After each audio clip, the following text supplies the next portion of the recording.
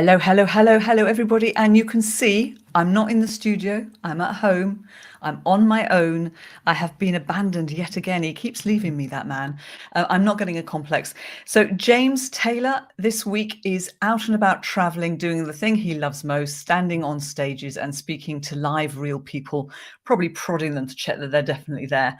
So he's having a fabulous time. So it means it's just a couple of girls here today. And I shouldn't say just, because we're marvelous. Let me tell you who our guest is. And I'm going to read it so I get it right, because I haven't got James's skills. So our guest today is an international speaker, certified YouTube trainer, and founder of AM Marketing UK, an award-winning digital agency that was placed in the top 30 UK Google partners list. In 2021, she sold her agency to Reflect Digital, but they held on to her. They wouldn't let her go. She now works for them, speaking and training. She also speaks on how she has personally gone from being wheelchair bound after a car accident to competitive weightlifting. She's someone to be reckoned with, I tell you. Today, she's going to help us to maximize our YouTube channels. Please welcome Amy Hopper. Amy, Hi. how are you? Hello, how are you? I'm good. How are you? It's wonderful to see you. Wonderful to see you radiant after, overcoming all your back problems, and now you're weightlifting. So, remind me not to get into a fight with you. Yeah. I'm part titanium. I'm like a really tiny Wolverine. Well, listen, the obvious question really to ask is, before we go into sort of a bit more detail, but do we really need YouTube channels?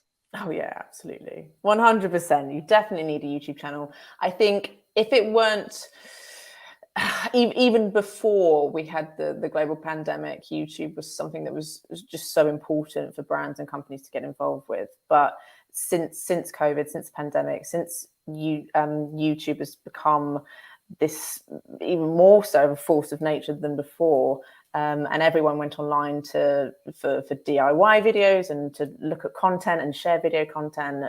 You now just have to be there. There isn't a choice.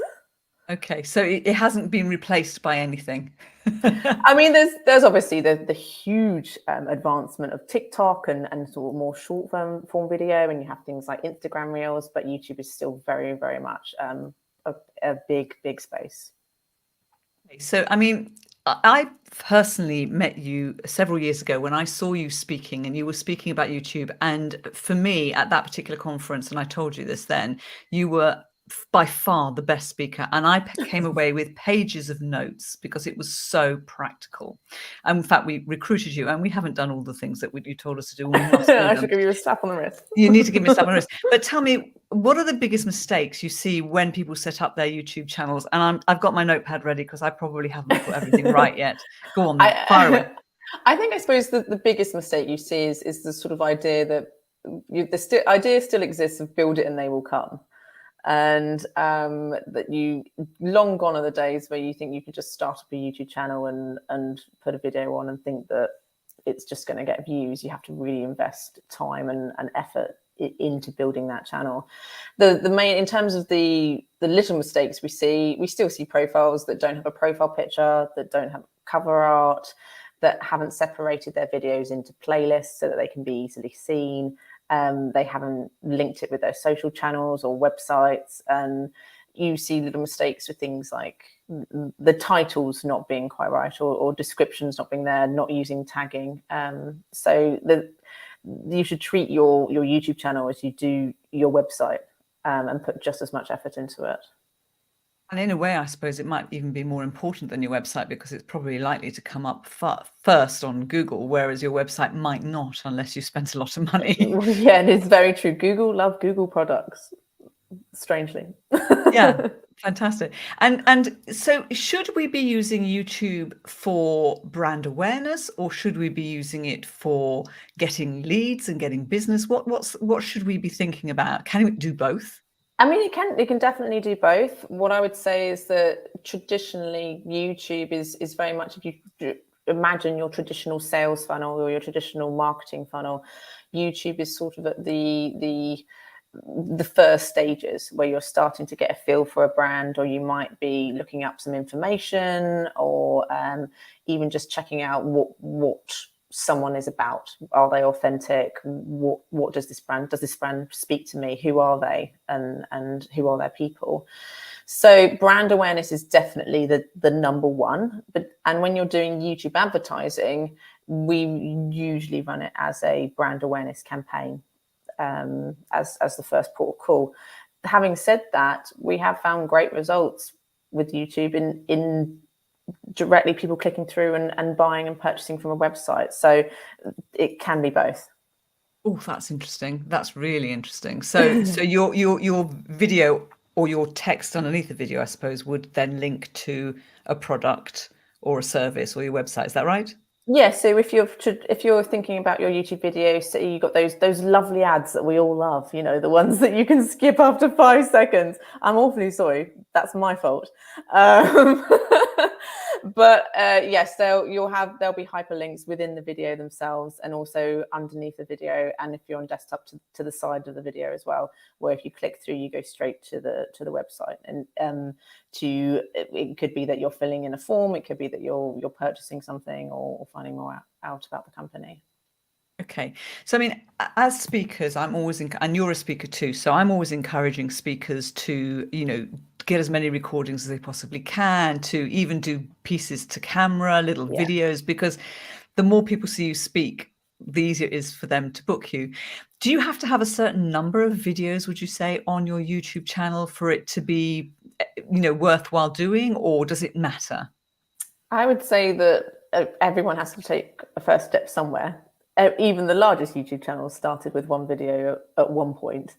When you're conducting YouTube advertising, or you're doing TrueView advertising, you can actually have just one video on a channel, and if the click-throughs, they go straight to your website. So you don't actually have to have any video content, as it were, for someone to view. The important thing about YouTube is just to start. If you're going to do it, make sure you have them, make sure that you're consistent. So just get that content up there. Okay. All right, cool. You mentioned ads, and I mean, personally, I've sort of like steered away from ads and haven't really invested in them. Whereas I know that James, if you were here, would say that he's actually invested in ads and he gets good results. I don't know if he's done YouTube ads, but he certainly has worked with Google ads. Should speakers be investing in YouTube ads? And if they should, at what point?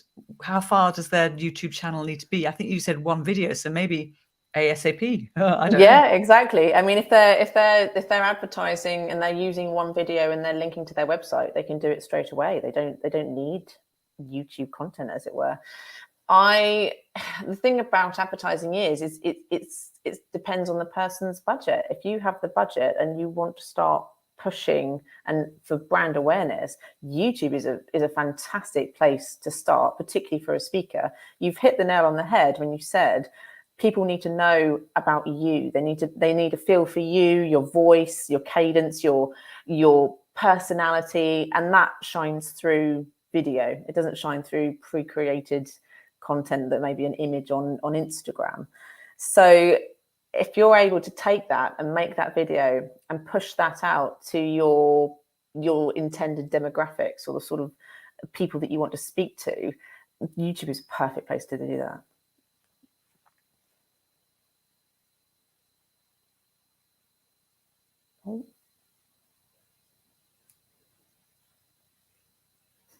Is it just me? Is it just me right now? Live? Hello, everyone. So I suppose I could just continue. So if you are a speaker and you're thinking about investing in YouTube advertising, there are 2 different types of advertising that I would recommend. But mainly, let's talk about TrueView. So TrueView is what we call the ads that you love. They're the ones that you can skip after 5 seconds.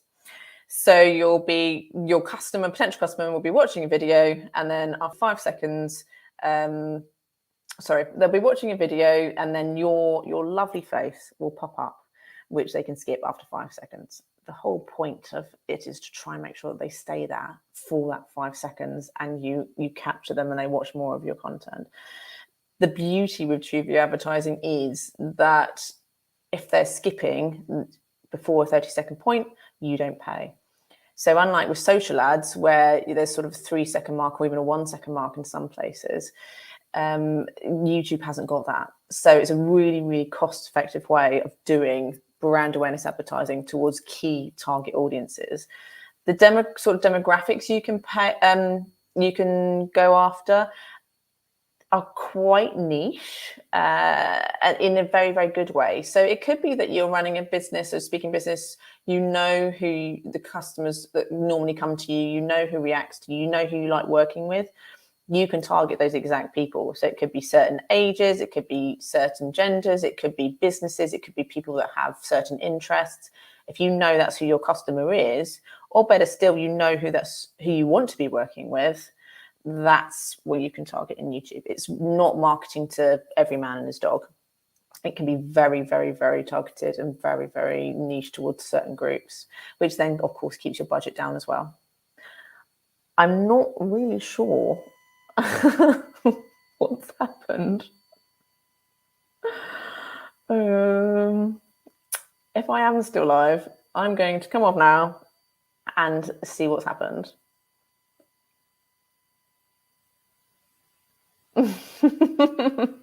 Or it will just be the Amy show forevermore.